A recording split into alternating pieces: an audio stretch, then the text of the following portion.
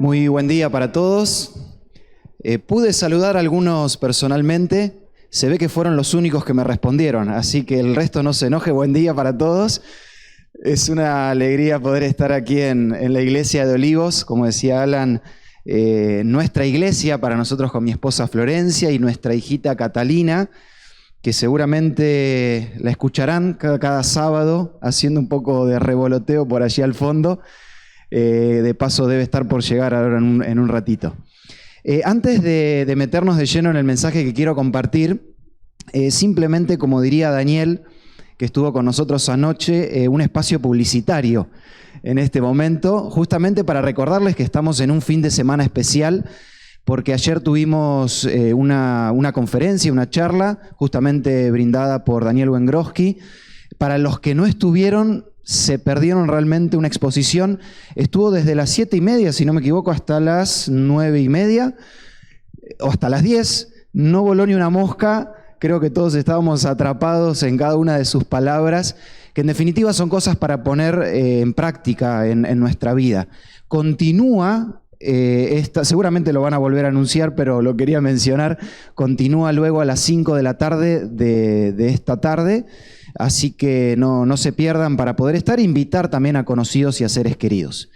Y el segundo auspicio tiene que ver con Una Luz en el Camino. No sé si sabían que este año, el 2 de junio, el programa radial Una Luz en el Camino cumplió 59 años. Para muchos de los que están acá, casi que crecieron junto con el programa Una Luz en el Camino. Para otros lo habrán empezado a escuchar, en mi caso, cuando era chico.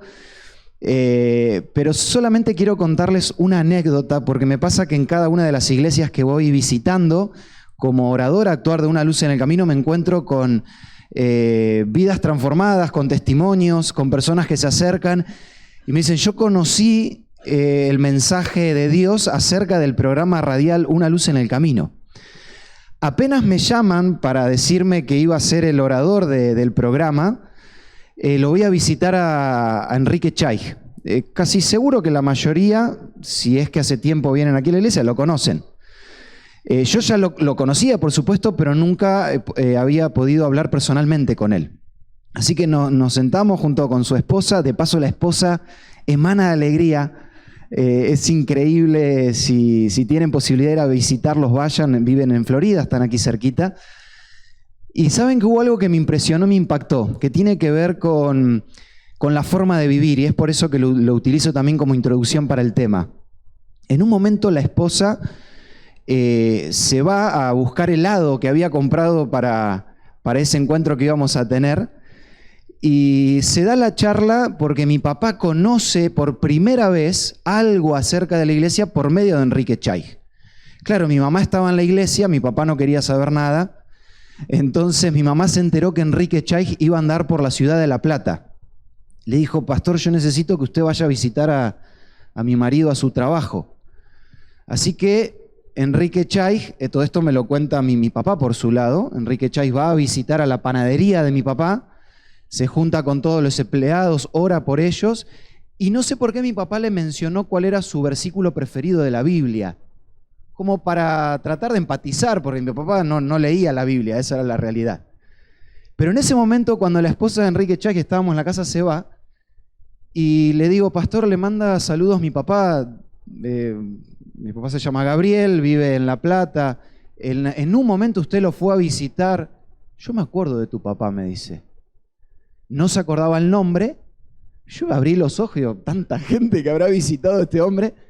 Es más, me dice, yo me acuerdo del versículo preferido de tu papá. Yo le soy sincero, no lo podía creer. Ahí fue cuando poco a poco fui entendiendo lo que significaba y lo que significa el ministerio de Una Luz en el Camino. No solo para la vida de las personas, sino para aquel que tiene la responsabilidad de ser el orador o el presentador del programa. Ni yo sabía cuál era el versículo preferido de mi papá. Y claro, bueno, me dice, es Juan 14 del 1 al 3, me dice Enrique Chaig. Así que el domingo siguiente de la visita lo voy a ver a mi papá. Le digo: mirá, me pasó esto y esto y esto. Me dijo que tu versículo preferido era este, ¿es así? Sí, ese es mi versículo preferido.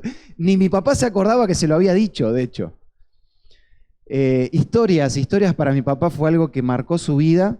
Después, por supuesto, bueno, él terminó siendo parte del grupo de la iglesia.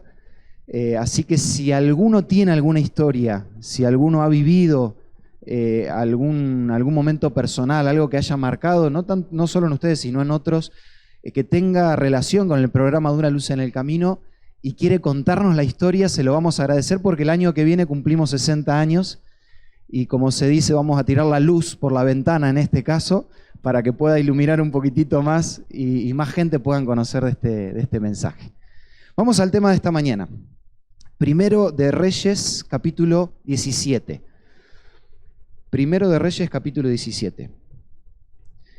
Si hay un autor que poco a poco fui conociendo desde hace 2 años, ya lo conocía, pero fui indagando un poquitito más en este tiempo y que me apasiona, y realmente cada vez que leo cosas de él, conociendo su historia, trato de sacarle más el jugo.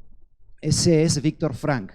Seguramente habrán escuchado de él, muy famoso, neurólogo, psiquiatra y después psicólogo, o desarrolló un poco el ámbito de la psicología después de haber pasado por los campos de concentración, nada más y nada menos. Fue en ese contexto que él escribe o piensa su famosa frase, parafraseándola: si uno no es capaz de cambiar el contexto en el cual se encuentra, tiene que buscar la manera de cambiar su manera de pensar. Gran desafío que plantea Viktor Frankl, ¿no? Y un poco lo que planteaba también Daniel anoche. Porque los problemas existen, los problemas van a venir, vivimos en un mundo donde solemos decir que la vida es una pelea, es un tire y afloje. No me acuerdo cuál otra ilustración usaba Daniel ayer. Pero qué importante cambiar nuestra manera de pensar. Pero a raíz de esto, simplemente como disparador, y estudiando un poco acerca de la filosofía y de la psicología, surgen varias preguntas que se hace el ser humano en general. Y una de esas preguntas que surge, existenciales, que es una pregunta bastante loca. De hecho, muchos de los que están aquí creo que, o espero que no se la hayan hecho, que es: lo que estamos viviendo, ¿es, valga la redundancia, realmente la realidad? Lo que estás viviendo ahora, lo que estamos viviendo, ¿es la realidad? Este pensamiento es tan loco que algunos han llegado a decir, de hecho hay una teoría entera acerca de esto, que dicen que vivimos en un mundo ficticio, como en una representación. No me sale la palabra, la tengo aquí. En una teoría de la simulación, ese es el término. Algunos creen, aunque parezca mentira, que es como que hay un software que está conectado en algún momento. Imagínense nuestro cerebro conectado a 2 cables que todo el tiempo nos están transmitiendo la realidad que nosotros vemos. O sea, en realidad el asiento, el banco no existe, es una ilusión que tenemos en nuestra mente. Fíjense hasta el punto que ha llegado la mente humana a pensar. Viktor Frankl diría: nosotros no estamos viviendo una realidad completa. Viktor Frankl diría, de hecho, él fue el creador de la teoría de la logoterapia, que él dice: los únicos que encuentran la realidad en el existir es los que encuentran un sentido en su vida. Todos los que no tengan un sentido en su vida están viviendo algo que no es real. Eso dice Viktor Frankl. De hecho, ahí es donde comienza una búsqueda. Para aquellos que leyeron, sé que lo estuvieron consultando, el libro de Ron Cruzet, un autor adventista, él dice: vivimos a 8 centímetros de la superficie. O sea, estamos sumergidos bajo el agua y estamos simplemente a 8 centímetros. Creo que dice 8 centímetros, no me acuerdo si eran 8 o 6. O sea, vivimos ahogados, vivimos en una realidad bajo del agua y no nos damos cuenta que tan solo con un poquito de esfuerzo seríamos capaces de ver algo mucho más asombroso de lo que estamos acostumbrados a vivir. Acá es donde vienen generalmente lo que solemos hablar siempre. Claro, me levanto, tengo una rutina, intento ser aquellos de los que tienen buenos hábitos, entonces trato de hacer algo de actividad física, trato de leer algo, salgo a trabajar, vuelvo, como. Alguno dijo, la vida se resume en comer y trabajar. Otro dijo, se resume en los platos que tengo que lavar al mediodía y los platos que tengo que lavar a la tarde. ¿Realmente estamos viviendo una vida plena? ¿Estamos viviendo una vida al 100%? Ayer Daniel hablaba y decía, cuando te levantás, ¿enfrentás la vida con la alegría y las ganas que deberías tener todos los días? Hoy te quiero traer una solución que le da el nombre al tema de esta mañana. Es una palabra para mí nueva, tal vez alguno de ustedes la habrá escuchado alguna vez, y es el petricor. No sé si alguno sabe lo que es la palabra petricor. Vuelvo a decir, para mí fue algo nuevo y un concepto muy interesante para desarrollar. Yo quiero animarte en esta mañana a que tengas como una parte de la solución para que empieces a vivir la vida real, para que empieces a vivir una vida plena, una vida al 100%, que empieces a vivir con el olor a petricor. El petricor es nada más y nada menos que el olor a lluvia. Eso es el petricor. Dicen, según encuestas, que el petricor es uno de los olores más agradables para el ser humano. No sé si coinciden con esto o no, podríamos hacer una encuesta en esta mañana. Es ese olor cuando, de hecho, aquellos que han estado en el campo se siente todavía más, pero es un olor muy particular que ni siquiera es olor a tierra mojada, porque no es un olor que uno pueda recrear en su casa. Porque uno dice, bueno, voy a sentir ese olor a petricor, me voy a poner a regar las plantas. No, no se siente. No es que yo mojo la tierra y se siente. Se tienen que dar ciertas características especiales. El petricor se da especialmente cuando las gotas de lluvia caen sobre tierra mojada, sobre tierra seca, perdón, que ha pasado bastante tiempo seca. Y en realidad lo que le da el sentido a este petricor es la geosmina, que es lo que le da el olor. Ya que estamos hablando de términos, vamos a meternos todavía un poco más allí.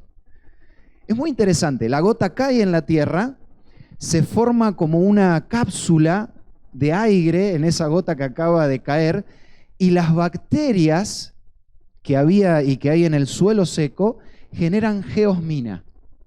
Esas esporas, esas sustancias se liberan en el aire y el viento de la misma tormenta hace que la geosmina viaje por el aire, y es por eso que nosotros sentimos el petricor antes de que ¿qué? Antes de que llueva. Por eso en esta mañana quiero animarte a que juntos empecemos a sentir el olor al petricor. Hay algo bueno que se viene. Tu vida puede estar reseca, tu vida puede ser esa vida agrietada, esa vida sin sentido, una vida que no está cumpliendo con su propósito, porque el propósito principal de la tierra es dar frutos. El propósito principal de la tierra es que haya vegetación. El propósito principal de la tierra es que haya vida, no solo sobre ella, sino dentro de ella. Y todos en algún momento, por eso es interesante hablar acerca de estos temas y sin importar la edad que tengas, porque la búsqueda, dependiendo de la edad, es diferente, pero puede provocar la misma sensación. Un niño busca cariño y si no lo encuentra, de alguna u otra manera siente sequedad en su corazón. Un adolescente empieza a buscar encajar en la sociedad, encajar en un grupo. Si no lo siente, puede sentir sequedad. Y así vamos avanzando.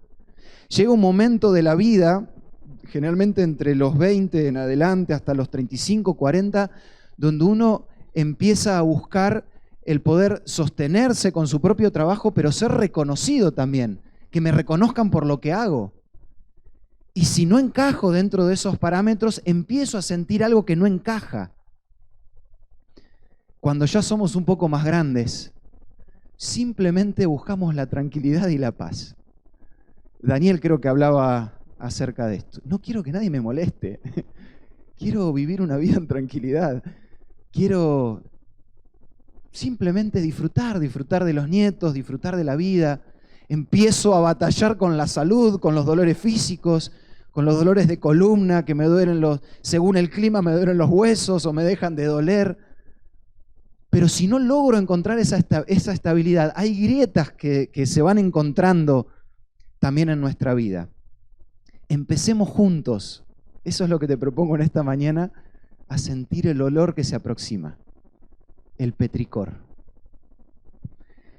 ¿Por qué se da esta sequedad? Yo puse ejemplos prácticos y normales de la vida nuestra en general.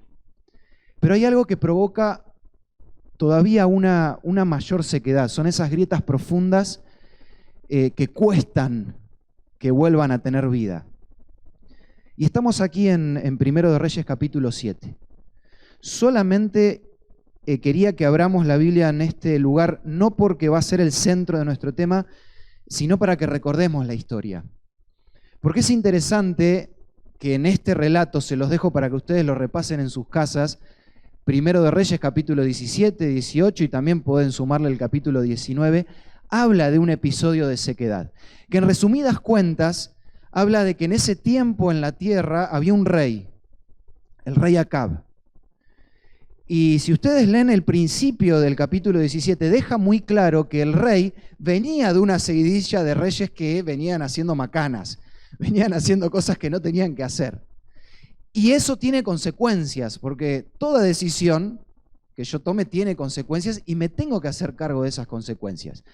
Pero el rey Acab no solo que hizo lo malo delante de los ojos de Dios, sino que fue uno de los peores de la seguidilla de los reyes que existía en aquel momento. Y en resumidas cuentas, Dios manda a su profeta Elías, que es el personaje principal de esta historia, y le dice, dale un pequeño mensaje al rey Acab. Decile que durante un tiempo, para ese momento indefinido, va a dejar de llover. No, pero ¿cómo va a dejar de llover si la única manera de sustentarse? De hecho, en ese momento Acab era el rey de Samaria, viene en el centro de lo que se conoce como la tierra fértil, allí en lo que es toda la zona de Judea, de Israel, de Jerusalén. Pero Samaria está lejos de la costa y lejos de lo que son los afluentes de los ríos. O sea, dependía totalmente de la lluvia.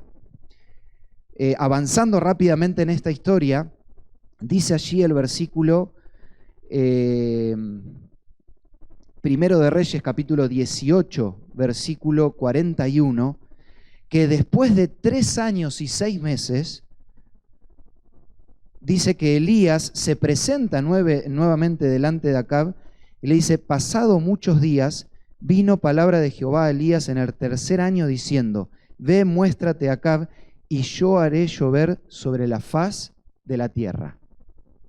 ¿Qué había pasado entre medio? ¿Por qué en un momento dejó de llover y de repente ahora Elías se acerca para decirle que empieza a sentir ese petricor que se venía? De paso, imagínense cómo se habrá sentido ese petricor, ¿no? Durante 3 años y medio que la tierra estuvo sin una sola gota y de repente ahora la lluvia se avecinaba. ¿Qué había pasado? Sencillo de entender. Y de hecho, Víctor Frank, sin ser una persona cristiana, lo explica con sus palabras. Y él dice, Víctor Frank dice, la manera de que una persona pueda encontrar sentido es que nutra su vacío o llene su vacío existencial. Y la única manera de llenar ese vacío existencial es liberando la reprensión espiritual, dice él. Todos los seres humanos reprimimos nuestra vida espiritual. Vivimos una vida espiritual que no es la indicada, que no es la real. Y esto fue lo que pasó con Acab. Acab en un momento decidió alejarse de los planes de Dios. Decidió seguir sus propios planes. Y esto es 2 más 2. Los conceptos a veces bíblicos los vemos muy abstractos, pero esto es casi matemático. Lo mismo que pasó con Jonás.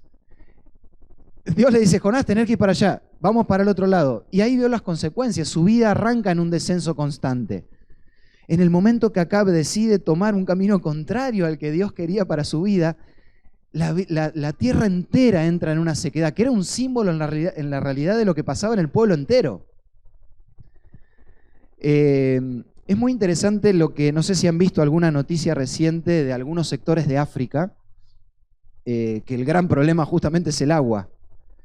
Y lo que han descubierto es que una de las maneras para empezar a lograr que la vegetación crezca es que en las zonas donde hay laderas están las montañas en la parte de la ladera y donde baja la tierra, empezar a hacer cuñas en forma de sonrisa, como si fuera una D.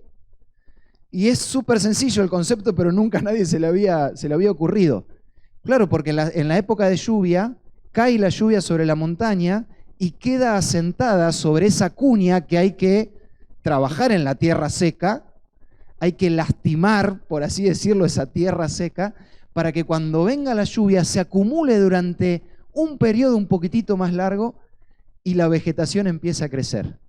Y ellos le llaman la solución de la sonrisa.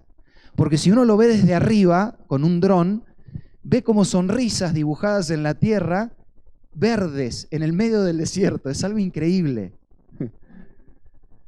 Me gusta pensar que en los momentos de sequedad también hay algo para hacer. También hay un trabajo que realizar. A veces pensamos que está todo perdido, a veces pensamos que estamos tan desilusionados, tan llenos de problemas que no tenemos fuerzas o no hay una solución para ir resolviendo esa situación. Agarra la pala y llená de sonrisas tu vida. Agarra la pala y empezá a hacer mecha en esa tierra, a hacer huecos para que cuando venga la lluvia, esa lluvia que anuncia el petricor, pueda ser estancada y empiece a florecer. Elías, por medio de lo que pasó, aunque parezca un poco drástico, no quiero que nos metamos de lleno en esa historia, pero Elías lo que hizo, en pocas palabras, fue llevar la palabra de Dios con hechos para que cuando venga la lluvia, el pueblo en ese momento, el pueblo de Israel, esté preparado para recibir esas bendiciones. Hay un concepto interesante en psicología, aprovechando que mi esposa es psicóloga, aprovecho a sacarle el jugo, que habla o se relaciona un poco con esto de la tierra seca. No sé si a ustedes les pasa, pero toda la vida yo he escuchado acerca del estrés, acerca de la depresión, acerca de la ansiedad, que de paso, si hacemos una encuesta, creo que todos podríamos hacer un tilde en este cóctel de problemas, ¿no? Pero hay un cuadro patológico, psicológico, que es la distimia. No sé si han escuchado acerca de esto. Que es muy interesante. La distimia es un cuadro que, en primer lugar, se diferencia de la depresión porque la depresión se da en episodios concretos. Para un psicólogo es muy fácil detectar una depresión porque en una charla puede detectar en los momentos donde la persona tuvo descensos, picos hacia abajo de depresión, que son esos momentos donde literalmente la persona no puede hacer nada. Es el famoso me quedo encerrado en la cama y no tengo ganas de salir. El problema de la distimia es que para ser diagnosticada como distimia tiene que pasar un periodo mínimo de 2 años. Y la distimia, para que ustedes lo podamos entender de esta manera, pero no se queden con esta definición, tiene ciertos síntomas de la depresión en cuanto a lo que uno siente, pero uno no deja de moverse. Es como decir, bueno, tengo que ir a comprar al supermercado, me levanto y voy, tengo que seguir con mi vida, pero esa persona que tiene distimia vive en constante amargura, vive deprimido, en el término general, no en el término psicológico, vive sin ganas, vive amargado, vive un poco lo que describía Daniel ayer, ¿vieron? Esas personas que le encuentran el problema a todo. Y lo peligroso de la distimia es que justamente al ser una enfermedad, una patología en realidad, que se mantiene a lo largo del tiempo, hay personas que viven casi su vida entera en un cuadro de distimia y no se dan cuenta que hay una realidad mucho mayor que pueden experimentar en su vida. Cuando hablábamos con mi esposa acerca de esto, yo decía, esto realmente es lo que tener una vida seca, una vida, ser como una maceta de tierra y no entender que en algún momento puede venir alguien a regarnos y dentro de nuestra vida puede haber una hermosa planta. Hay una realidad más allá de lo que muchas veces conocemos. Es acá donde viene para mí una de las historias tal vez más conocidas, pero más interesantes de la historia en relación a empezar a disfrutar del petricor y empezar a batallar con ese cuadro. No estoy diagnosticando al personaje, pero empezar a batallar con ese diagnóstico a veces de distimia que podemos llegar a tener. Y es nada más y nada menos que la historia que aparece en Juan capítulo 4. Seguramente alguno que ya conoce podrá reconocer o recordar esta historia. Juan capítulo 4. Fíjense qué interesante.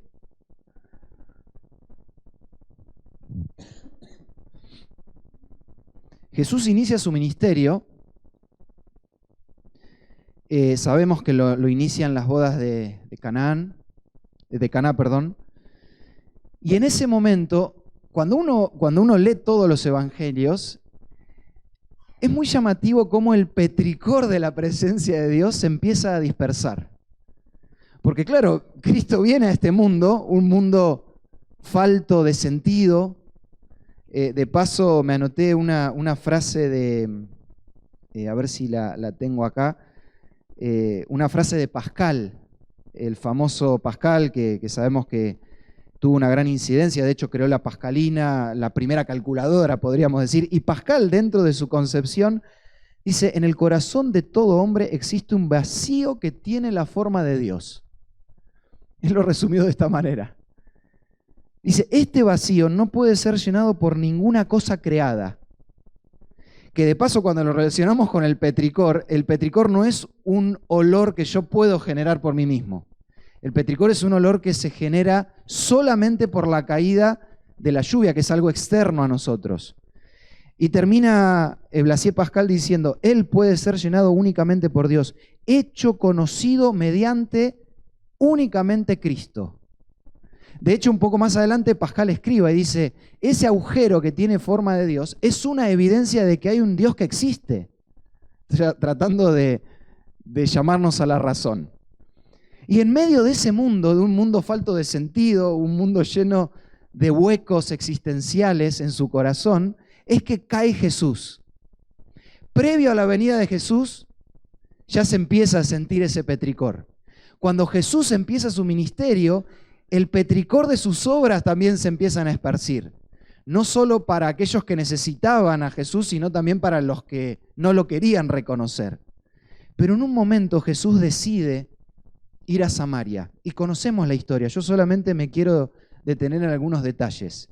Llega a Samaria y se encuentra con una mujer llena de un vacío existencial que creo que ni ella sabía.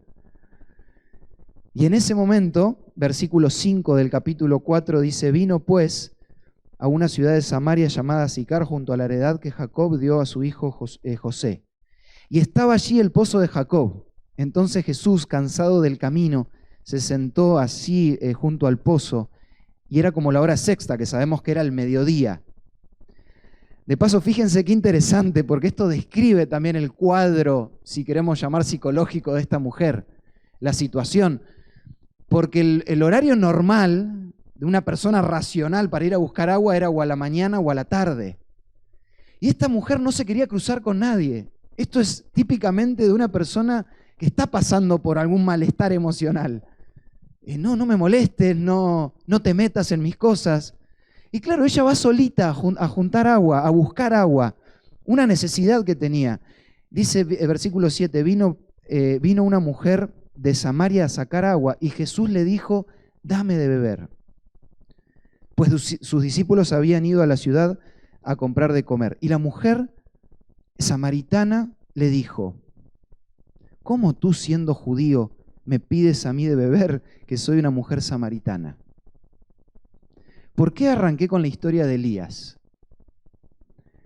¿Alguien se acuerda, que de hecho creo que lo mencioné, en qué lugar reinaba Acab?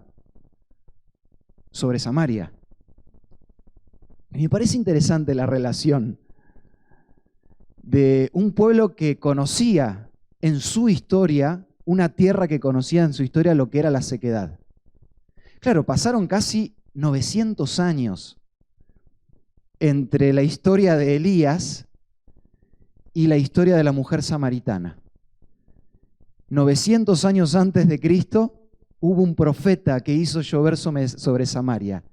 Era el petricor de lo que iba a pasar 900 años después, en la vida de nada más y nada menos que una mujer samaritana. El mismo lugar, si quieren a pocas horas, porque la capital es Samaria y este lugar es en Sicar, que quedaba literalmente creo que a 2 horas de viaje más o menos de Samaria. Pero era el reino de Samaria. El petricor ya se había sentido en ese lugar. Esa tierra ya sabía lo que era recibir las bendiciones de Dios, pero ahora iba a recibir nada más y nada menos que el agua de vida. No sé si alguna vez te pusiste a pensar que el tiempo que Jesús estuvo en esta tierra fue para nosotros el petricor de ese olor a lluvia que se aproxima.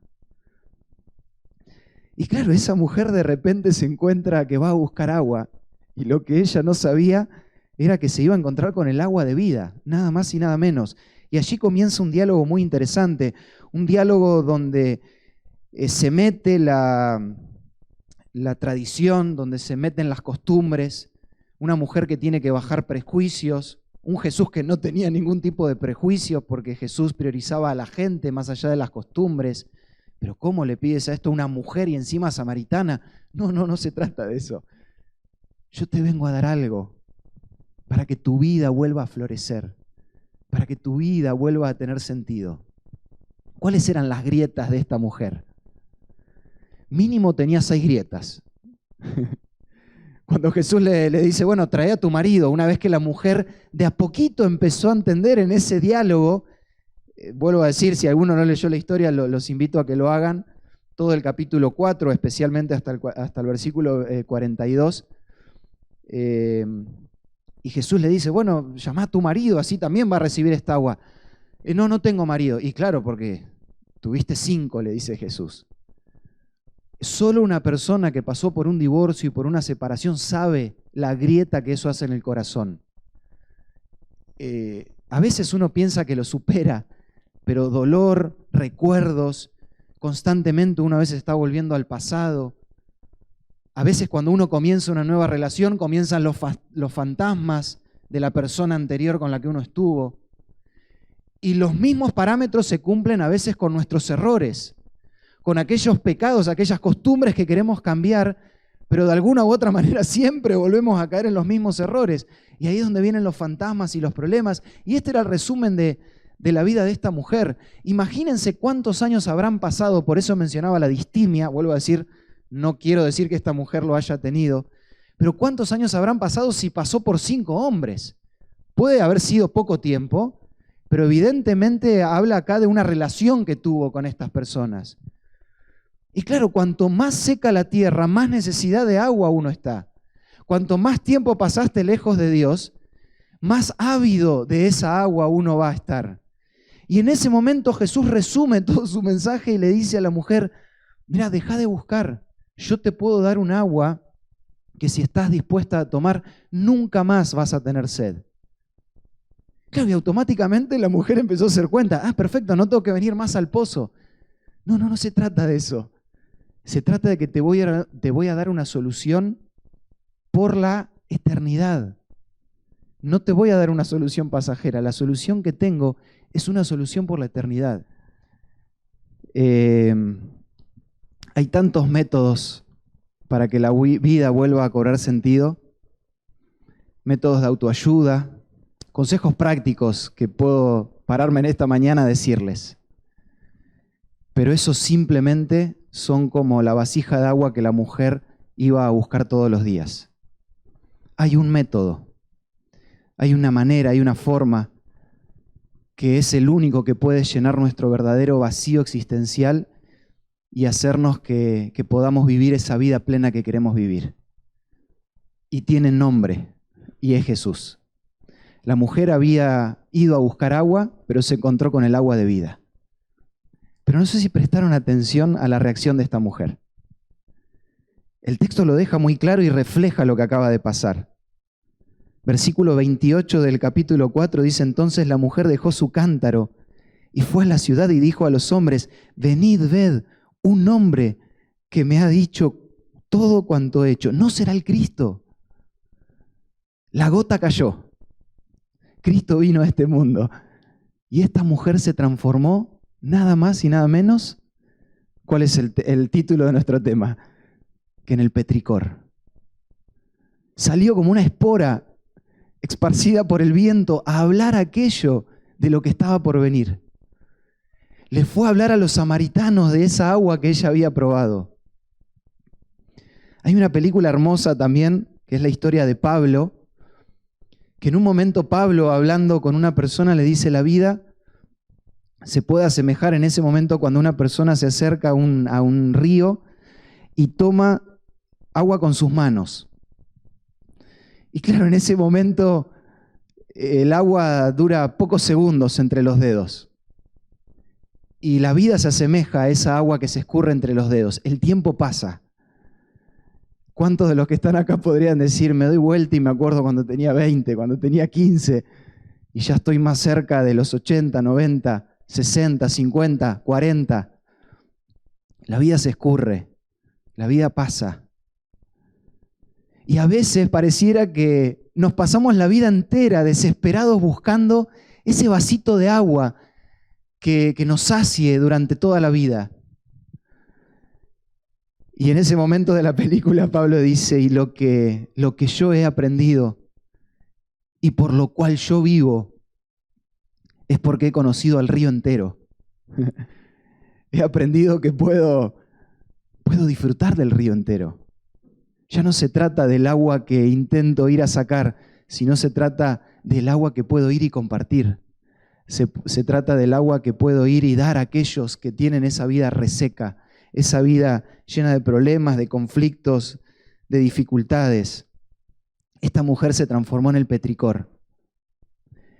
Y quiero terminar con algo súper interesante de esta palabra, y es por eso que la elegí. Petricor es una palabra griega que tiene su inicio, si mal no recuerdo la fecha, en 1964. Pero ¿saben lo que significa literalmente petricor? Es una palabra compuesta. Petri viene de Petros, que significa piedra, de ahí es donde viene la tierra seca, el concepto de la tierra seca, y cor significa sangre de los dioses. Eso significa. Es la sangre de los dioses cayendo sobre una tierra seca, sobre la piedra. Y nunca mejor descrito, en una sola palabra, el concepto de la salvación. Porque muy poco después de estos episodios, cuando mucha gente probó de esa agua de vida, finalmente Jesús fue clavado en la cruz y su sangre fue derramada por nosotros. Y ahí es cuando realmente empezamos a ver lo que era el verdadero amor, lo que era tener una vida llena de sentido. Una vida que ya no se conformaba solamente con el olor, con el petricor, sino ahora que estaba interesada en recibir esa lluvia que solo Dios puede dar. Una sola cosa quiero pedirte en esta mañana. Bueno, dos cosas te voy a pedir, ya que estamos. En primer lugar, que puedas vivir al 100%. Que dejes de vivir una vida que no es real. Hoy al comenzar ponía ciertos ejemplos. La teoría de la simulación, el vacío existencial. Ron Cruzet hablaba de los 8 centímetros. Salgamos a la superficie. Desconectémonos de esa vida artificial en la cual estamos. Dejémonos llenar por el agua de vida. Y lo segundo que te quiero pedir es que juntos nos podamos convertir en el petricor. Porque si en algún momento la sangre de Cristo, el agua de Cristo Jesús fue derramada en nuestra vida, entonces ahora nosotros tenemos la responsabilidad de compartir esta buena noticia también con las personas que nos rodean.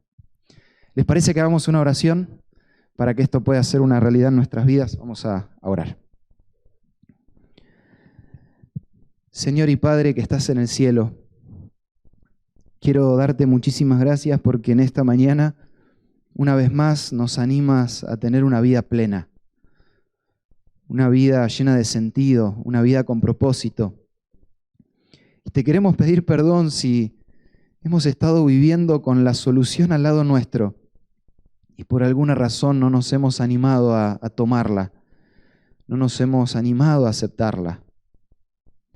Porque en esta mañana, así como lo hizo con la mujer samaritana, Jesús se presenta y nos dice: no busquen más, porque yo soy la solución. Ayúdanos a reconocer a Jesús como aquel que termina de armar el rompecabezas de nuestra vida. Ayúdanos a reconocer a Jesús como el único que puede regar nuestra vida para que pueda florecer y tener sentido. Señor, si en esta mañana, tanto los que están presentes como los que nos están acompañando por internet, si hay alguien que siente que su vida ha pasado años en sequedad, que en esta mañana pueda aceptar a Cristo Jesús como su Salvador, para que la alegría pueda volver a su corazón, para que el gozo y la satisfacción de saber que había una vida mejor, una vida más allá de la tristeza, pueda motivar también para que hable a otros acerca de esa verdad y de esa satisfacción. Señor, así como lo indicaste en tu palabra, como el ciervo brama por las aguas, de la misma manera nosotros clamamos sedientos por el agua que solo tú nos puedes dar. Te queremos agradecer, Señor, y pedir esto en el nombre de Jesús. Amén.